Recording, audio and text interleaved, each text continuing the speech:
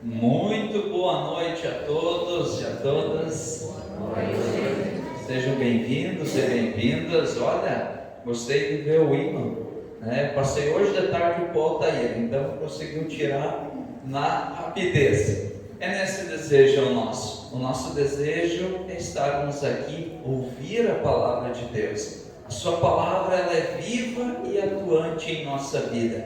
E eu quero acolhê-los neste sábado. Nesse sábado, aliás, muito especial, sábado, dia do professor, e eu pergunto, tem algum professor aqui entre nós? Professora, se coloque de pé. Nós queremos iniciar esse culto dando uma salva de palmas a vocês. Também a Jaqueline, que é professora, coloque de pé. Queridas professoras, que Deus abençoe a vida de vocês. A gente sabe o quão difícil é ser professor em nossos dias. O quão difícil é nós ensinarmos princípios que por vezes era necessidade dos pais ensinarem em suas casas. Mas que vocês tenham e sejam felizes no trabalho de vocês. Eu quero acolhê-los neste sábado à noite com o texto bíblico previsto nas cenas diárias desse dia, que nós encontramos em Miqueias capítulo 7, versículo 7, que diz: Eu, porém, ponho a minha esperança em Deus, o Senhor, e confio firmemente que Ele me salvará. O meu Deus me atenderá. Palavra do Senhor, palavra que nos chama a depositar a nossa esperança nele, porque no fim de tudo, lá diante do Pai, na eternidade, o que vai contar é o quão nós depositamos a nossa esperança, a nossa fé no Cristo Senhor e Salvador. Amém. Nós queremos ter um breve momento dos avisos, lembrando que nós estamos na série de pregações. Hoje nós queremos refletir valores que não mudam. Valores que não mudam, heranças e desafios. Lembrando que no próximo dia 27 deste mês, às 14 horas e 30 minutos, nós teremos o encontro de idosos em Balneário Pissarras. Então todos são convidadas neste dia. Nós teremos um delicioso café e também terá pastéis à venda ali.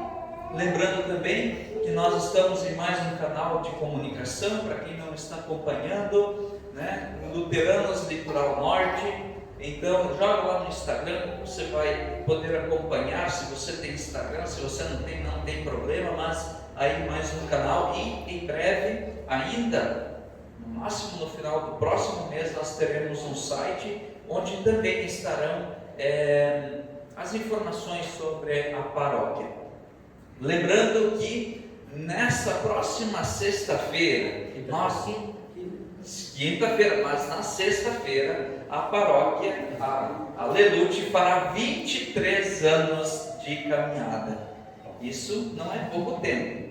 23 anos é uma longa caminhada e nós estamos trabalhando arduamente. E lá no início, quando a gente começou aqui no salão, né, com poucos, a minha fala foi que o meu desejo era que nós sejamos a maior Lelute do Brasil.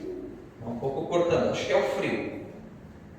E a gente está começando, né, nesse trabalho desde o início do ano. Então, na próxima quinta-feira, nós teremos nosso encontro às 20 horas, dia 20, às 20 horas, tá bem? Iniciando com um saboroso jantar e depois nós teremos uma palestra ou vice-versa, ainda a gente não sabe ainda a ordem, conversando com o seu Horst ali a pouco, se vai ter o jantar antes e a palestra depois, ou a palestra primeiro e depois a janta, mas venha para conferir, tá bem? Eu convido as crianças a virem aqui à frente, para nós as enviarmos para o cultinho infantil.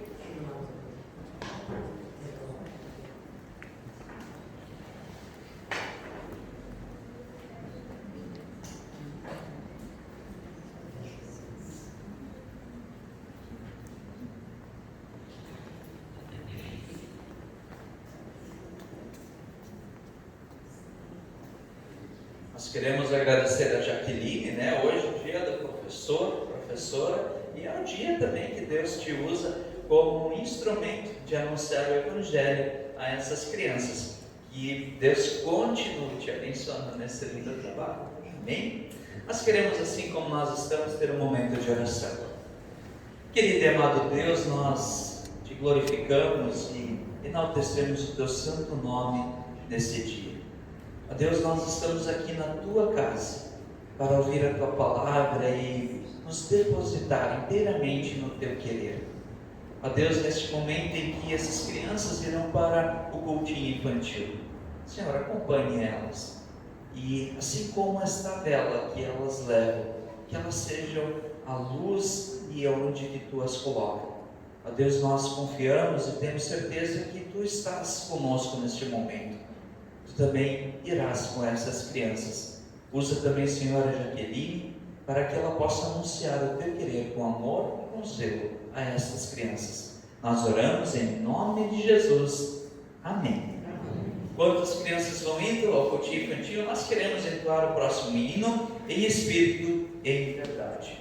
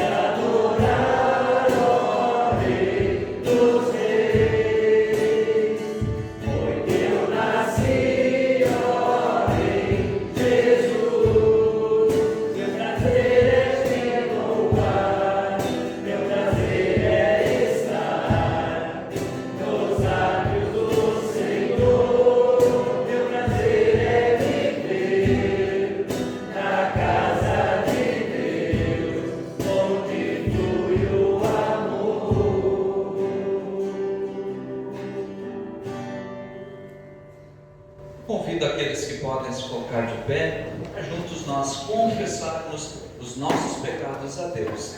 Iniciando em silêncio, nós queremos colocar diante de Deus as nossas falhas, os nossos pecados, e após eu concluirei a oração.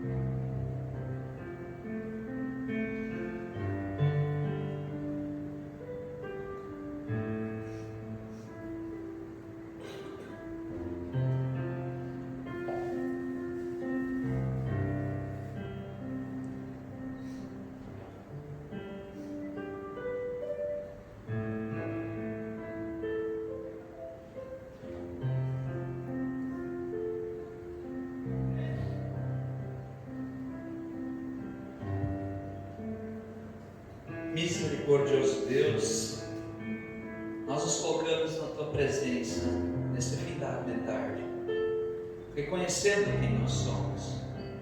Aliás, Senhor, Tu sabes quem nós somos, Tu sabes todos os pensamentos que ecoam em nosso coração, Tu sabes todos os pecados que nós temos cometido, até aqueles que nem nos damos conta que cometemos. Mas, Senhor, nós estamos aqui para pedir o Teu perdão, para buscar a reconciliação e para não cometer mais os mesmos pecados. Por isso, Senhor, lava-nos, regenera-nos. Ó Deus, se nós fôssemos colocar na ponta do lápis todos os pecados que nós cometemos diariamente, nós estaríamos condenados ao inferno. Mas, Senhor, é através de Jesus Cristo que nós temos a salvação, o perdão e temos a oportunidade de chegar a Ti. Por isso, Senhor, lava-nos neste momento. Mas, Senhor, não nos deixe sair deste culto da mesma forma como nós entramos. Que a Tua palavra, de fato, possa converter no nosso coração.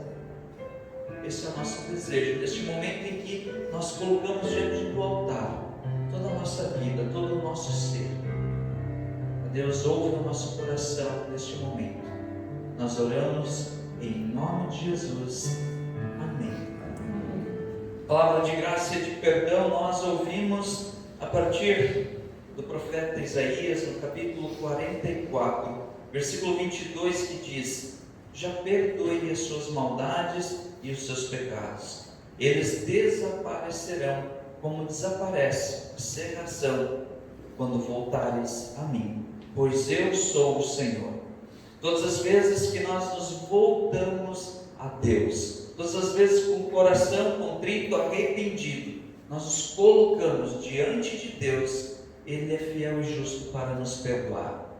Agora, se nós não mudamos a nossa vida, se nós continuamos pecando e errando, Deus é misericordioso sim e pode nos perdoar de novo, mas a vontade de Deus é que nós voltemos os nossos olhos e os nossos corações a Ele. Amém. Amém. A comunidade pode sentar. A esse Deus nós queremos louvar, e em culto é o momento de nos conectarmos a Deus. Se você não conhece todos os hinos, feche o olho, ouça. Às vezes uma palavra, uma letra pode mudar a tua vida, pode converter o teu caminho. Por isso, nem sempre nós precisamos saber cantar todos os hinos, mas é o nosso desejo nos conectar com Deus em momentos em que nós também louvamos a Ele.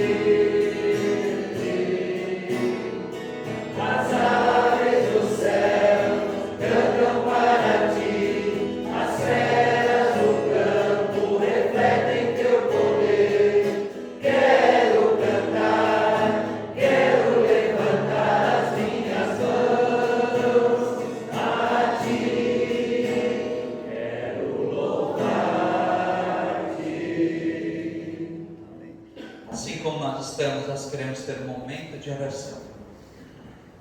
Ó Deus, nós te louvamos e te glorificamos. Também neste momento de culto nós confessamos que nós somos falhos. Nós estamos aqui, Senhor, para buscar de coração aberto o caminho para chegar até Jesus Cristo. Ó Deus, fortaleça a nossa fé. Quebra todas as barreiras que por vezes o maligno edificou na nossa vida.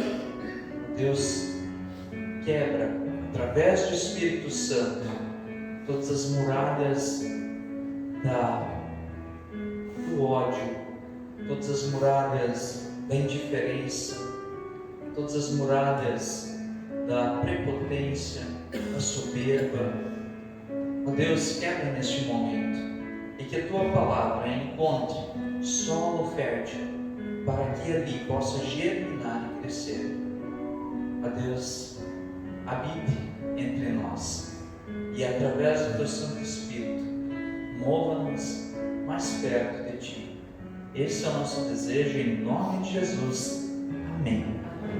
Ainda em preparação à pregação, nós queremos entoar o próximo hino, Eu Cuido de Ti. Esse hino tem sido um hino muito profundo para mim e para a pastora Cristina nesse tempo em que a gente percebe que na nossa vida nem tudo converge conforme os nossos planos, mas a soberania de Deus, o seu amor e a sua misericórdia sempre nos inundam. E quando nós confiamos nesta verdade, Deus nos acompanha e nos fortalece, porque a sua palavra é lâmpada para os nossos caminhos, é luz para a nossa direção. Portanto, convido a nós cantarmos o próximo hino e que nós possamos refletir cada parte. E esse hino ele tem duas partes, na verdade. Ele tem uma parte em que nós cantamos, que nós enaltecemos, nós nos colocamos diante de Deus, mas também tem uma resposta de Deus. Então, eu convido a nós entoarmos esse hino. E de fato, se você não conhece, feche teu olho e medite sobre ela. É uma pura oração também, né, pastor? É muito bacana, muito legal.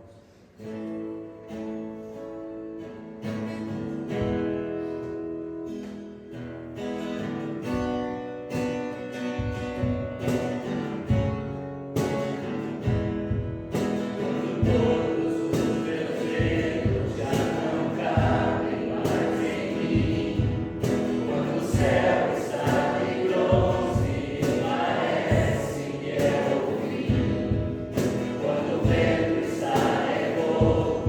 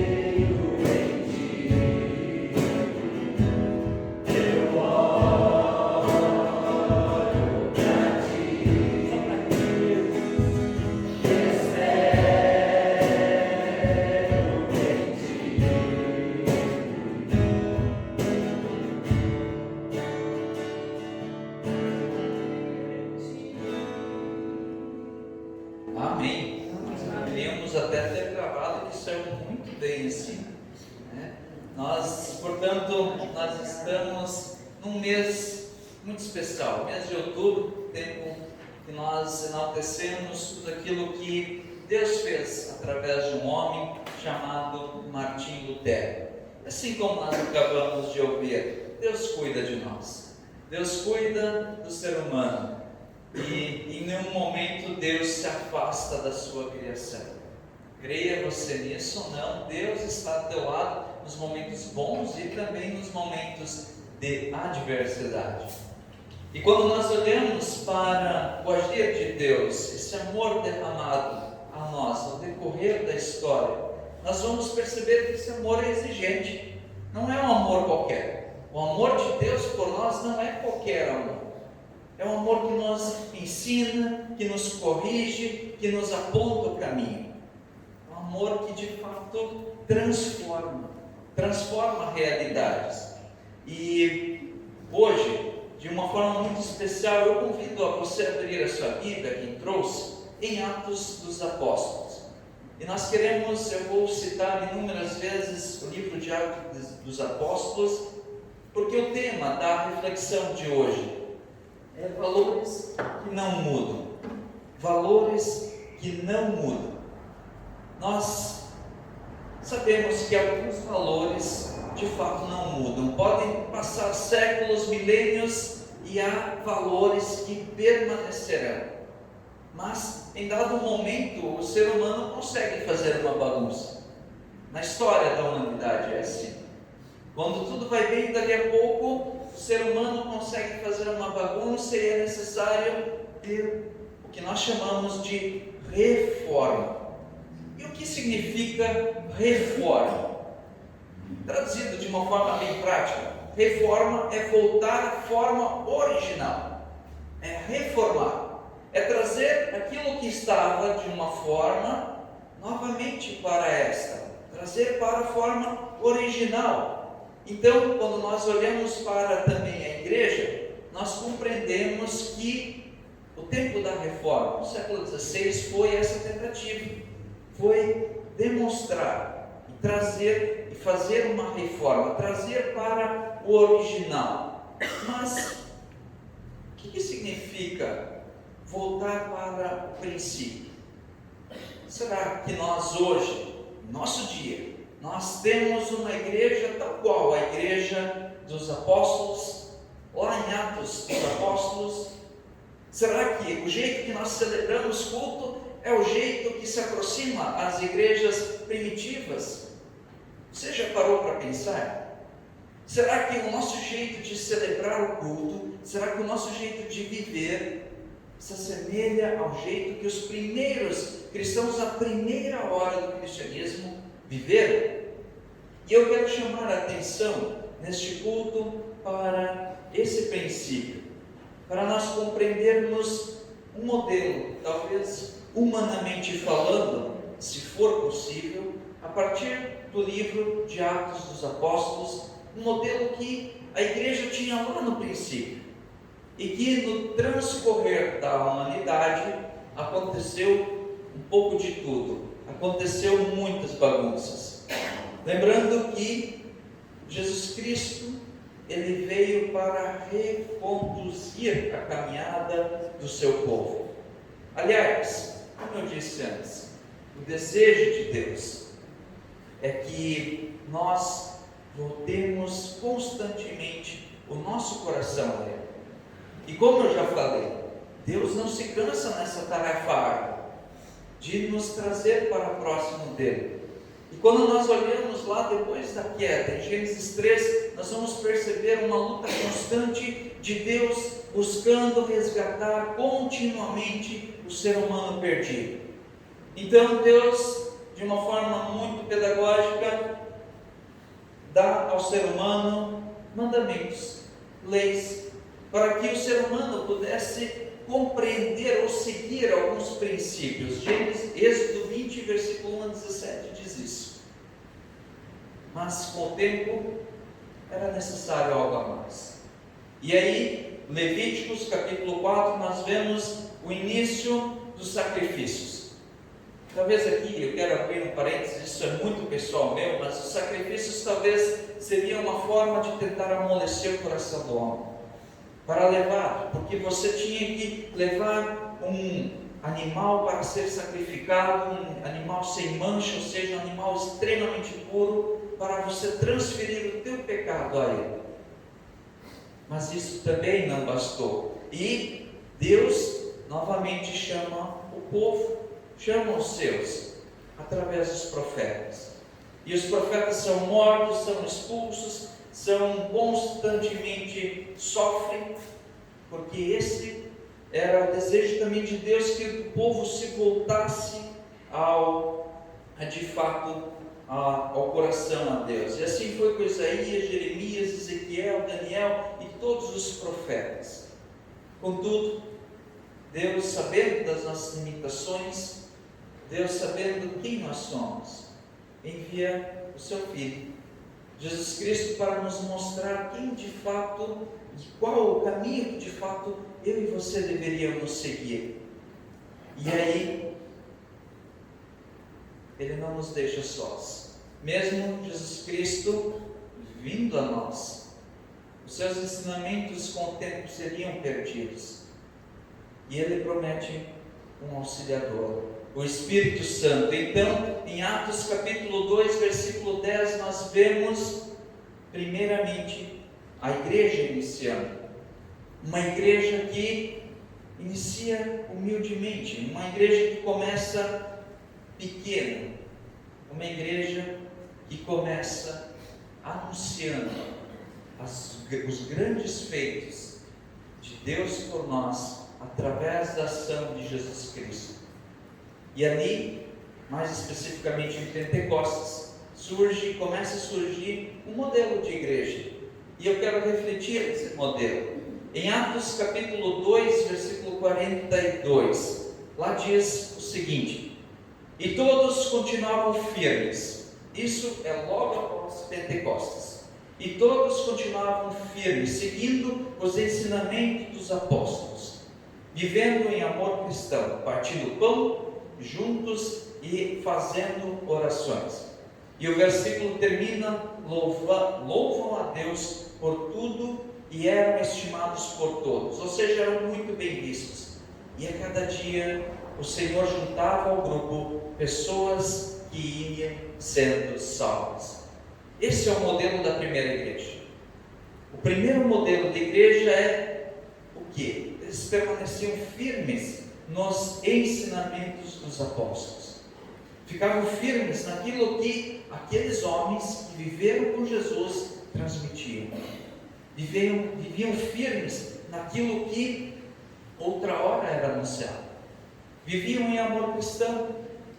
E no amor cristão aqui não é o amor de dar o abraço continuamente, mas é de dizer: olha, sigamos o caminho certo. Terceiro ponto, eles partilhavam o pão. E partilhar o pão significa aqui celebrar a ceia, e tudo que a ceia do Senhor significa. E por fim, faziam orações. Viviam orando uns pelos outros, oravam pelos doentes, pelos que estavam afastados. Essa é a igreja primitiva. A igreja que começou e que talvez tenha se escondido nos primeiros 300 anos nas cavernas, nos lugares mais sombrios, para viver a religiosidade, a fé cristã. Então, eles seguiam firmes na palavra, seguiam firmes, convictos daquilo que tinha acontecido, viviam em amor cristão, partiam o pão e faziam oração. E assim começa a primeira igreja, com 11 homens. Depois, Atos 1, versículo 12 a 26, fala do novo discípulo Matias, que vai no lugar de Judas.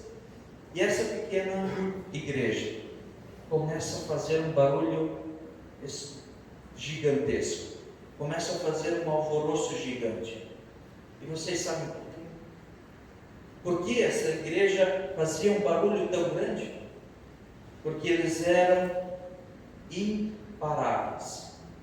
Isso mesmo, essa palavra existe.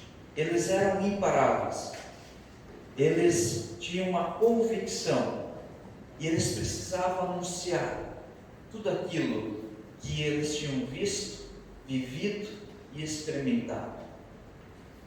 Aquela verdade que estava dentro do coração deles era muito maior do que o medo da morte. E os primeiros cristãos, eles eram mortos, eles eram arremessados nos lugares onde havia leões, onde por vezes eram também enforcados, eram mortos, eram chicoteados.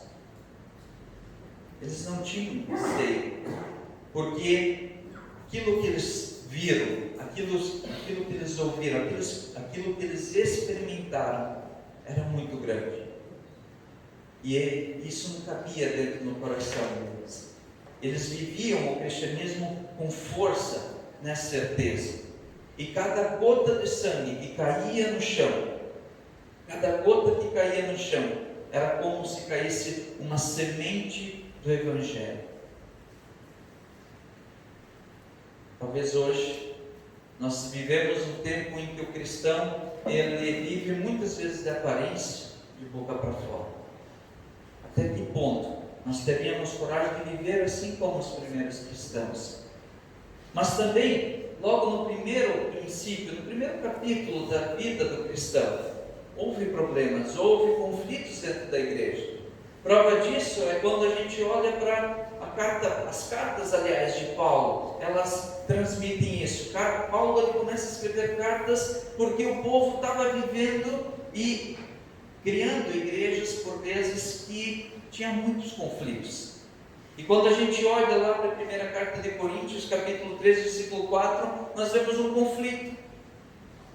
Uns dizendo: olha, eu sou de Apolo, eu sou de Paulo. Eu gosto mais de Paulo, ele é mais comunicativo, é mais carismático. Eu gosto mais de Apolo. Apolo, esse sim é um cara bacana. E aí vem quem? Vem Paulo e diz que Paulo, que Apolo, que? A igreja não é minha, não é tua não. A igreja é de Jesus Cristo. Eu plantei, Apolo regou, mas quem me faz crescer é Jesus Cristo. Portanto, no primeiro capítulo, na primeira hora do cristianismo, a igreja enfrentou muitos conflitos. Porém, o tempo vai passando e aí a gente encontra uma igreja que vai começando a se solidificar.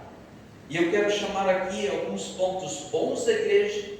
E quando eu falo da igreja, é a igreja de Jesus Cristo. Não é a igreja institucional, não é a igreja católica, romana, apostólica, não é católica, ortodoxa, não é luterana, é a igreja de Jesus Cristo, a raiz. E quando nós olhamos para a história, nós olhamos que até o ano 313, 314, o cristianismo era uma religião expressamente proibida. Se você fizesse isso que a gente está fazendo aqui agora, no mínimo nós seríamos açoitados e dali para pior. Até o ano 314, isso não é pouco tempo, é um longo período em que o povo cristão tinha que se esconder e viver a fé e professar essa fé. E então acontece algo bem inusitado, algo bem marcante. Constantino, um imperador, ele, diante de uma grande batalha que ele tinha que enfrentar, ele olha para o céu e vê uma cruz. E a história conta que depois de uns dias ele ouve Jesus Cristo dizendo a ele que se ele fosse colocar a inicial de P e X, e aqui na igreja nós não temos, mas é muito comum nós olharmos para as igrejas e vermos esse símbolo que significa P e X, todo mundo apontando para frente. Isso mesmo. Isso, vocês sabiam o que é esse significado, esse símbolo? Esse significado é o cristograma. Então Constantino, diante de uma grande batalha, ele ouve uma voz dos céus, e essa voz, segundo ele, é Jesus Cristo. E diante de uma batalha que ele certamente ia perder, ele ouve que se ele ganhasse aquela batalha, o cristianismo não poderia ser mais uma religião perseguida. E ele vence a batalha, ele coloca no escudo da frente o símbolo de X e P. Então, a igreja, ela passa de ser uma igreja perseguida, proibida, clandestina, para uma igreja tolerada. Ainda não é a igreja livre. E em 390, ou seja, olha quanto tempo depois, a igreja passa a ser, o cristianismo passa a ser a religião oficial do Império Romano. E aqui tem uma grande mudança. O que antes era, as pessoas tinham uma convicção: eu sou cristão, eu sigo a Jesus Cristo, porque grandes coisas Ele fez, e eu experimentei viver com Ele. Agora passa a ser uma religião obrigatória do povo.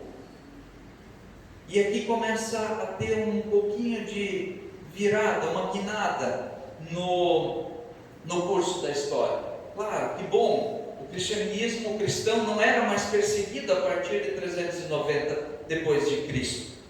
Mas aconteceu muitas coisas a partir dali, e uma delas foi o sincretismo religioso, ou seja, quando começou a ser liberado, expressar a fé, os pagãos e tantas outras religiões começaram a incutir alguns ensinamentos. E aí nós temos registros de 370 depois de Cristo, que as pessoas começavam a venerar anjos.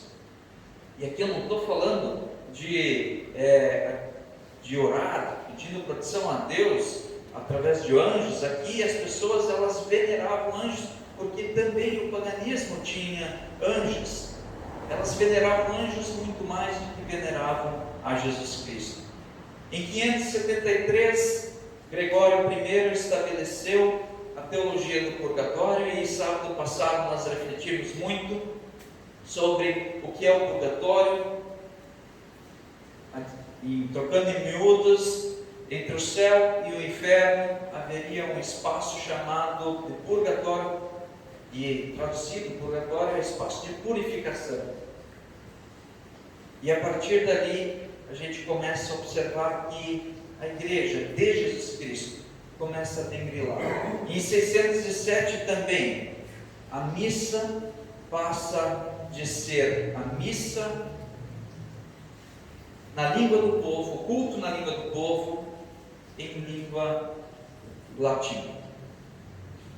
995, primeiro Papa, o Papa João XV, o primeiro Papa foi em 607, Bonifácio III, e aqui também aconteceu algo que não foi muito legal para a igreja, porque foi instituído um homem sendo representante de Deus aqui na terra, quando na verdade todos nós somos sacerdotes reais, todos nós somos sacerdotes de Jesus Cristo, conforme 1 Pedro capítulo 2, versículo 9.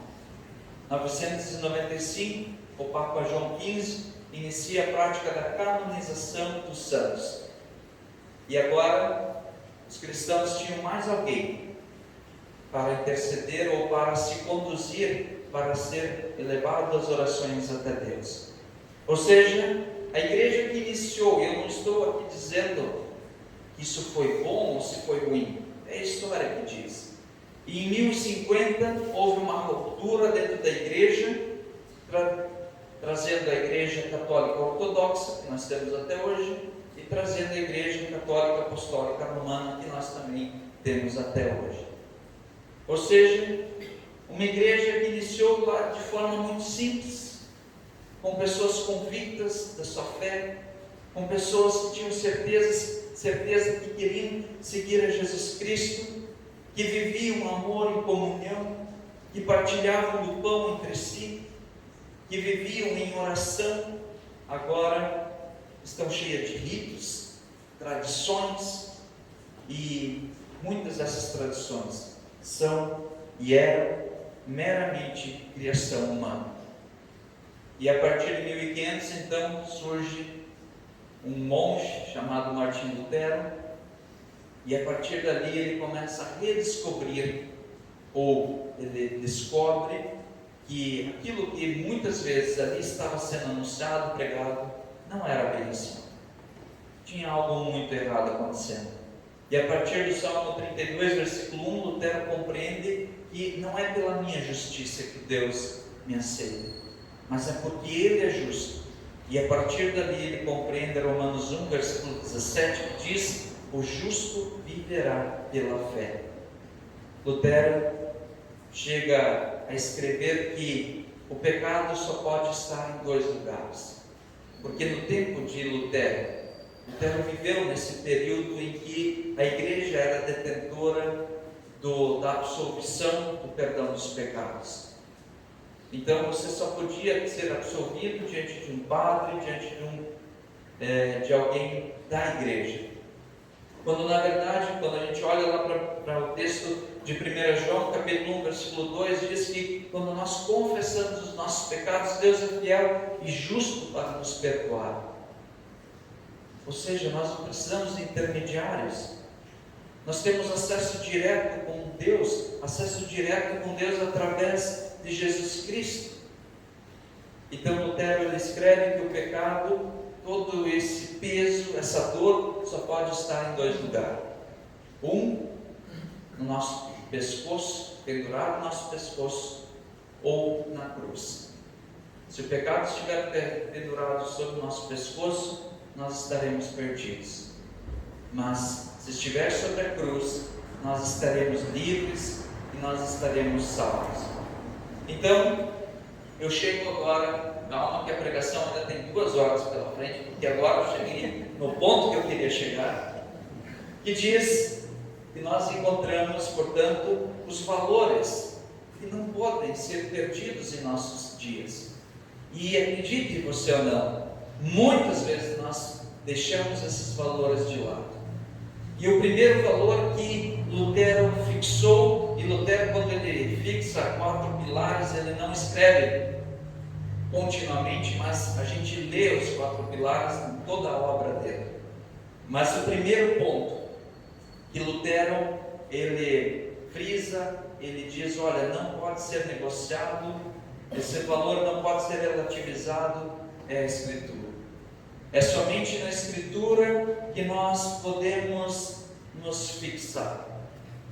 No tempo de Lutero, as tradições eram colocadas ao mesmo nível da Escritura.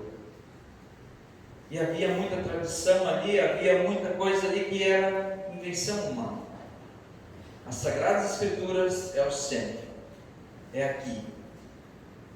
Tanto isso é que Lutero, em um momento, quando ele está diante dos imperadores, do Papa, ele diz assim: prova que eu estou errado,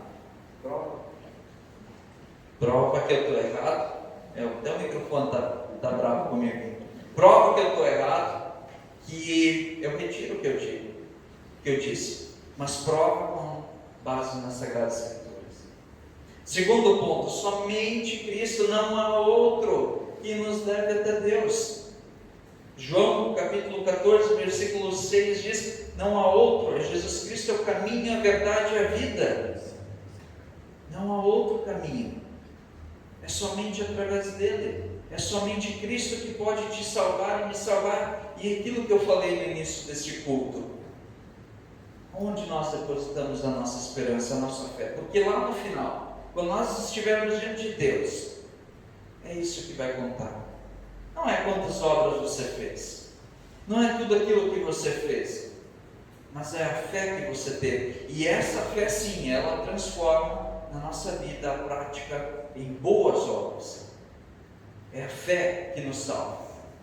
E segundo, terceiro, somente a graça.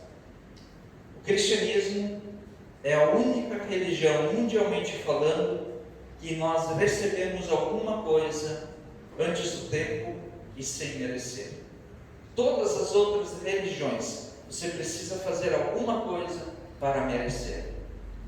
O cristianismo não é assim. O cristianismo é graça. É Deus que vem ao nosso encontro, misericordiosamente. Vem graça, vem de graça. Efésios 4:2 diz: "Sois salvos mediante a graça de Deus." Isso não vem de vós, é presente de Deus. É presente dado a ti. E você faz desse presente o que tu quiseres. Se tu quiser usar esse presente ou não. No nosso casamento nós ganhamos uma cafeteira. Como eu gosto muito de café, quem sabe, nós ganhamos uma cafeteira e ela ficou guardada por muito tempo. O presente não deixou de ser presente, mas nós não usamos o presente. Da mesma forma é a fé. Deus vem a nós de graça. Você não precisa fazer nada, mas é mediante a fé. E por fim, nós somos salvos unicamente pela fé. Então, da caminhada do cristão, lá da primeira hora do cristianismo, olha quanta coisa aconteceu. E não foi 100 anos, 200 anos que teve mudanças. Foi 300, 400. A gente está agora celebrando 500 e lá vai anos da reforma. E o tempo vai passando. E é muito perigoso nós cairmos em falsos caminhos. Que dizem por vezes assim: compre uma vassoura ungida. Compre a água ungida. E você vai ter salvação. Isso acontece muito por aí afora. A única coisa que pode te salvar é Jesus Cristo. Esse é um presente imerecido nosso. Se fôssemos colocar na ponta do lápis, eu e você estaríamos condenados ao inferno sem sombra de dúvida. Mas Cristo, na cruz, com o sangue derramado por mim e por ti, nos dá essa esperança, nos traz uma nova perspectiva. E eu termino com uma oração de Lutero. Eu convido aqueles que podem a se colocar de pé para nós terminarmos esse momento de reflexão com as palavras de Lutero através da sua oração, que diz: Tu, ó Senhor Jesus, é minha justiça, mas eu sou o teu pecado. Tu me aceitas, que eu era, e me deste o que é teu, a salvação. Ó Senhor Jesus, na cruz, Tu se tornou salvação por nós. Portanto, Senhor, ajuda-nos diariamente, para que, diante da morte, ela não nos assole mais. Amém. Nós ainda de pé, nós queremos confessar a nossa fé com as palavras do credo apostólico. Creio em Deus Pai Todo-Poderoso, Criador do céu e da terra, e em Jesus Cristo, seu Filho unigênito, nosso Senhor, o qual foi concebido pelo Espírito Santo, nasceu da Virgem Maria, padeceu sob o poder de Pôncio Pilatos, foi crucificado, morto e sepultado, desceu ao mundo dos mortos, ressuscitou no terceiro dia, subiu ao céu e está sentado à direita de Deus Pai Todo-Poderoso, de onde virá para julgar os vivos e os mortos. Creio no Espírito Santo, na Santa Igreja Cristã, na comunhão dos santos, na remissão dos pecados, na ressurreição do corpo e na vida eterna. Amém. A comunidade pode sentar. Nós queremos ainda entoar o próximo hino, Reina em mim.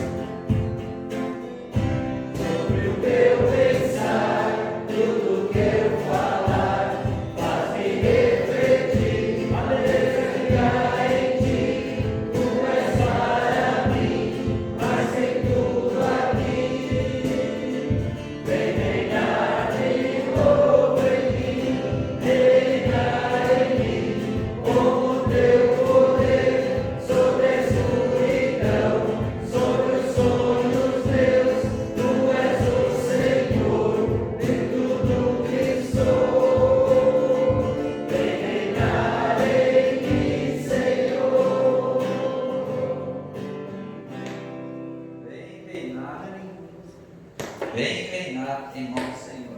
Enquanto nós também entoamos o próximo hino, as ofertas serão recolhidas. As ofertas serão recolhidas e as ofertas desse final de semana são destinadas para as comunidades que passam por alguma necessidade financeira no Sínodo do Mato Grosso. Então, que Deus abençoe as dádivas e os doadores.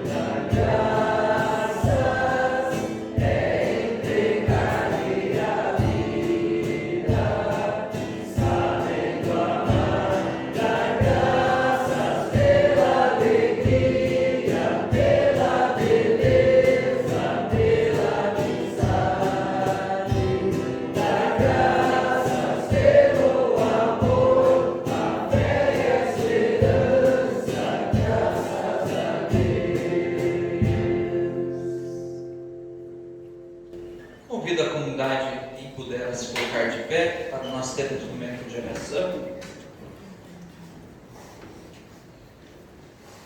Querido e amado Deus, nós te agradecemos por este culto, te agradecemos pela tua palavra que nos convida a reorganizar a nossa vida, a reconstruir a nossa família, também a nós reconstruirmos nossa caminhada de fé. Ó Deus, a tua palavra sempre viva e atuante, a tua palavra nos chama a te servir. Também, Senhor, nós queremos te agradecer por tudo aquilo, Senhor, que tu já fez na nossa vida. Queremos te agradecer, Senhor, porque são inúmeras as vezes que tu age em nossa vida. Também, Senhor, nós queremos te agradecer neste momento, porque tu és o Senhor soberano sobre nossa vida.